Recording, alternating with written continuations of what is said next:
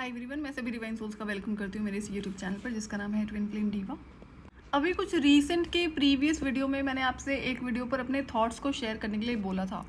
जो क्वेश्चन था कि हेवन का डिवाइन काउंटर पार्ट कौन है। मैं जो भी क्वेश्चनिंग आपसे करती हूँ सारी चीज़ें आपके इनर वर्क से ही कनेक्टेड हैं। ये थर्ड लेवल की चीज़ें हैं सो दैट आप रेडी रहो कि थर्ड लेवल में क्या चीज़ें होने वाली है। जब मेरी अवेकनिंग होती है तो उसके बाद में कई सारी पावर्स मुझे विजिबल होती हैं। All of a sudden divine ने उसे एक्टिवेट कर दिया था और कई सारी पावर्स मुझे खुद से एक्टिवेट करने के लिए बोला गया था। कुछ पर्टिकुलर रेल्म्स ऐसी थी जहाँ पर मुझे बोला गया डिवाइन की तरफ से फ्रीक्वेंट विजिट के लिए। अगेन उसके पीछे रीजंस थे। सो मेरा ना बार बार एक सवाल होता था कि ये जो इतनी सारी पावर्स हैं ये बहुत एक्सट्रीम लेवल पर हैं, तो ये क्यों है। अब क्यों है तो समझ में आता है कि डिवाइन मिशन है, लेकिन स्टिल एक ना क्वेश्चनिंग रहती थी कि अभी भी कुछ बाकी है मेरे लिए जानना। तो जैसे इनर वर्क कंप्लीट होता है, सो इनर वर्क कंप्लीट हुआ है तो डिवाइन मैस्कुलिन की आइडेंटिटी रिवील करी जाती है। तो अब तो था आई थिंक अब तो कुछ नहीं होना चाहिए मेरे और जानने के लिए इन टर्म्स ऑफ पावर या फिर कोई और चीज़ें हैं जो मेरी जर्नी से कनेक्टेड है। लेकिन स्टिल मुझे कुछ क्यूरियोसिटी थी कि नहीं अभी कुछ और बहुत बड़ा है जो मुझसे हिडन है। जब से मेरी अवेकनिंग हुई थी तो जैसा कि मैं time to time out of control हो जाती थी। जब भी कोई भी इशू क्रिएट होता था, जैसे कि कार्मिक ट्विन फ्लेम पे ना बहुत फ्रीक्वेंटली गुस्सा आना शुरू हो गया था। जिस तरह से एनर्जीज हो रही थी, क्योंकि उसके सारे वो जो डार्क सीक्रेट थे, जितने भी उसके plotting and then mind games, ये सारी विजिबल हो गई थी ऑल ऑफ सडन, जो कि डिवाइन का ही करा हुआ था। अगेन 10 साल की जर्नी बहुत बड़ा रोल प्ले करती है। लेकिन मैं जब टाइम टू टाइम बहुत ज़्यादा गुस्से में होती ना, मैं डिवाइन से तो रूड हो जाती। तो पर्टिकुलर कुछ स्टेटमेंट्स होती थी जो ऑल ऑफ अ सडन मैं बोलती थी। तो एक स्टेटमेंट थी जो निकलती थी कि मेरी अदालत में मर्सी नहीं होती। तो अब ये क्या है, ये इतनी ज़्यादा इंटेंस एनर्जी होती थी जब भी ये स्टेटमेंट्स मुझसे निकलती थी, और उस एनर्जी को हैंडल करना, कंट्रोल करना बहुत मुश्किल होता था। और जब भी ये चीज़ मुझे एक्सपीरियंस करने को मिलती थी तो मुझे इतना समझ में आता था कि मेरी आसपास की सराउंडिंग्स बहुत ज़्यादा डिस्टर्ब हो जाती हैं। तो वहाँ से मैं समझती हूँ कि मेरा गुस्से पर कंट्रोल होना कितना ज़्यादा ज़रूरी है, सिर्फ मेरे लिए नहीं, सराउंडिंग्स के लिए एंड प्लानट के लिए भी। और जब गुस्सा आता था तो वो शांत तो नहीं होता था जल्दी, एंड ये एक ऐसा स्वरूप था जो मैं कभी नहीं चाहती थी कि बाहर आए। और यही एक पर्टिकुलर रीज़न था कि जब मैं डिवाइन से कहती थी कि नहीं ये चीज़ ठीक नहीं है, जो भी पावर्स आपने दी है उनमें से बाकी तो सब ठीक है, लेकिन ये पर्टिकुलर कुछ चीज़ है जो बहुत ज़्यादा डेंजरस है। तो जैसा कि मैं किसी को पनिश करने से बचती थी, मेरे पास अपने रीजंस होते थे। रीज़न सिर्फ और सिर्फ ये पावर्स होती थी। दूसरा, जब बात पनिशमेंट की होती है, जब मैंने डिवाइन से कमिटमेंट लिया था 10 साल की जर्नी पर जाने से पहले कि अगर मैं इस गेम में हार जाती हूँ तो मैं पनिश करूँगी गलत लोगों को, लेकिन उस वक्त आप मेरे रास्ते नहीं आएंगे, क्योंकि आप इकलौते हैं जो किसी को सेव कर सकते हैं, प्रोटेक्ट कर सकते हैं, बाकी तो कोई नहीं है। तो कमिटमेंट डिवाइन ने दिया था। तो एक सिचुएशन जो मैंने बहुत देखी है रिपीटेड के, स्पेशली फीमेल्स की तरफ से ना, जो फीमेल्स हैं, जो लेडीज़ हैं, जो काफ़ी एज में हैं, दुष्ट औरतों की बात कर रही हूँ मैं, जो खुद को प्रोटेक्ट करने के लिए ना, अपने कर्म फल से बचने के लिए विक्टिम कार्ड खेलना शुरू कर देती हैं, जहाँ पर कि भाई ये तो लेडी है या फिर इसके पास में ये वाला टाइटल है। तो मेरे साथ क्या होता था ना, ये जो बार बार स्टेटमेंट मुझसे निकलती थी कि मेरी अदालत में मर्सी नहीं होती है, तो मैं इस बात को बहुत अच्छे से जानती थी कि जिस दिन मैं पनिश करना शुरू करूँगी उस दिन एज, टाइटल, जेंडर, रिलेशनशिप, ये सब चीज़ें कभी रास्ते नहीं आती हैं। पनिशमेंट का मतलब सिर्फ पनिशमेंट होता है और आप उससे बच नहीं सकते हैं। तो इस साइड को तो मैं जानती थी ना, जो ये बहुत ज़्यादा डिफरेंट है एंड डेंजरस है, कि जिस दिन ये होगा उस दिन कोई रास्ता नहीं आ पाएगा, क्योंकि यहाँ पर कोई भी चीज़ें काम नहीं करती ना कि कोई विक्टिम कार्ड खेल लेगा। और जैसा कि बहुत ड्रामे करते हुए लोगों को मैंने देखा है, स्पेशली फीमेल्स को, ये जो ईविल लेडीज़ मेरे पाथ पर प्लेस करी गई थी 10 साल की जर्नी में, उससे पहले भी थी।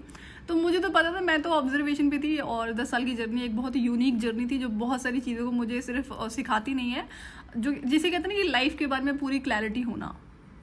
सो मेरे डिवाइन मिशन में क्या है कि जिस इंडस्ट्री में वो डिवाइन मिशन है, वहाँ से कई सारी ऐसी इंडस्ट्रीज़ हैं जहाँ पर बहुत सारी ईविल फीमेल्स हैं, जो डिवाइन जितने भी divine army, I would say divine soldiers हैं, जो भी अपना काम बहुत अच्छे से कर रहे हैं, उनके अगेंस्ट में ना वो बहुत कुछ बोलती हुई नजर आती हैं। तो मुझे तो पता है कि मेरा पाला पड़ेगा, तो मैं तो किसी को नहीं बख्शने वाली हूँ। मैं ये थोड़ी देखूँगी आप लेडी हैं, आप इतनी बड़ी हैं, वो तो आपको बोलने और करने से पहले सोचना चाहिए था। तो हमारे जितने भी डिवाइन आर्मी जो मैस्कुलिन्स की जो मैं देखती हूँ ना, वो भाई उन्हें कोई पलट जवाब नहीं देते हैं। मतलब they talk shit against them, and कई बार गलत चीज़ें भी बहुत करी गई हैं इन लोगों द्वारा और करते हैं। तो मुझे ये कि भाई मैं, ये बहुत अच्छी इंडस्ट्री में मिशन है मेरा, वहाँ से ये सारी चीज़ें कवर अप करूँगी मैंने कहा ये हमारे डिवाइन वॉरियर्स हैं, वो अपना काम बहुत अच्छे से कर रहे हैं, बट दैट डजंट मीन ना कि ये गलती करते जो इन्हें बख्श देते हैं। क्यों बख्श देते हैं? क्योंकि वो एक लेडी है। मैंने कहा मेरे साथ तो ऐसा कोई सीन नहीं है, मैं तो किसी को नहीं बख्शने वाली। आप शुरुआत करेंगे, ख़त्म तो मैं ही करूँगी। तो जैसा कि मेरे अंदर सवाल रहता था कि ये जो एक्सट्रीम लेवल की पावर्स हैं ये इनका कुछ और ही कनेक्शन है, तो बाद में मुझे जब डिवाइन मैस्कुलिन दिखाए जाते हैं उसके 6 महीने के बाद मुझे ये चीज़ रिवील करी जाती है। जो मेरा पहला क्रिएशन था वो एक पर्टिकुलर रेल्म की रूलर का था, क्वीन ऑफ अ रेल्म। तो ये रेल्म अगेन बहुत पावरफुल है और आई वुड से कि ओनली पावरफुल रेल्म। और जब ये क्रिएशन हुआ था जो मेरे फर्स्ट ग्रैंडफादर होते थे वो मुझे बहुत चाइल्डहुड थे ना, यहाँ पर 4 साल की एज से दिखाई पड़ते थे। तो अब तब तो मुझे नहीं समझ में आता था, लेकिन जिस टाइम ये रियलिटी ओपन होती है कि जो मेरा फर्स्ट क्रिएशन था, तो वहाँ से मैं देखती हूँ कि देखो शुरू से रहे हैं। तो पहले क्रिएशन से जितने भी हमारे एंसेस्टर्स थे वो सारे साथ होते। तो इस जर्नी में कितना अमेजिंग लेवल पे सपोर्ट रहा है, क्योंकि आसान तो नहीं था। कर्स हील करना, वो भी इतनी पुरानी ब्लड लाइन का, ऑब्वियसली बात है ये बिल्कुल भी आसान नहीं था। सो डायरेक्टली और इनडायरेक्टली मैंने इस चीज़ को आपसे शेयर कर दिया है क्योंकि इसका कनेक्शन कुछ फ्यूचर से है। तो जब फ्यूचर में कुछ चीज़ें आप लोगों को रिवील होंगी तो शॉक तो लगेगा। तो ठीक है, पहले से एटलीस्ट कुछ तो हिंट रहेगा आप लोगों को।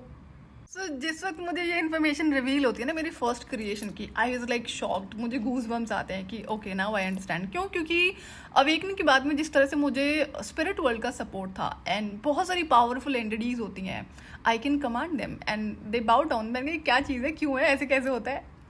जो मैंने क्वेश्चन आपसे करा था कि हेवन का डिवाइन काउंटर पार्ट कौन है, इसका आंसर आपको यही मिलेगा।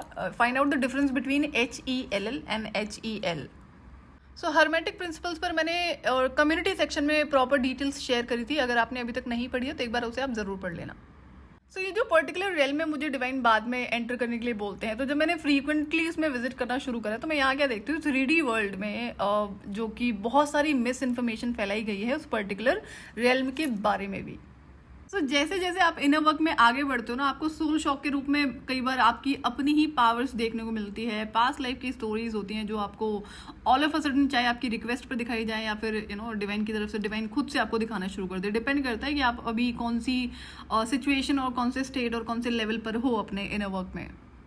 जब डिवाइन मैस्कुलिन की आइडेंटिटी रिवील होती है, इनर वर्क कंप्लीट हो चुका था, सारी चीज़ें हो चुकी थी, उस रेल्म का भी पूरा फुल एक्सेस था, मैं फ्रीक्वेंट ट्रैवल करती हूँ वहाँ पर। तो मुझे ना स्टिल क्यूरियोसिटी रहती है, नहीं अभी कुछ मिसिंग है, कुछ मुझे अभी और जानना है, कुछ पेंडिंग है। तो जब ये all of a sudden divine इस इन्फॉर्मेशन को रिवील करते हैं तो मैं शॉक थी। बट क्या होता है कि हर इन्फॉर्मेशन के रिवील होने का, रिवील डिवाइन के थ्रू करने का ये एक स्पेसिफिक टाइमिंग होता है। या तो आप उसके लिए रेडी नहीं हो, या तो फिर कुछ ऐसा है जो अभी आपको नहीं पता होना चाहिए। तो अलग अलग सिचुएशंस होती हैं। इस टॉपिक पर रिसर्च करो, difference between HELL and HEL, and अपने थॉट्स को शेयर करो कॉमेंट में। आज के लिए इतना ही। मैं आपसे फिर मिलूंगी नेक्स्ट वीडियो में। टिल देन आप अपना ध्यान रखिए और डिवाइन से कनेक्टेड रहिए।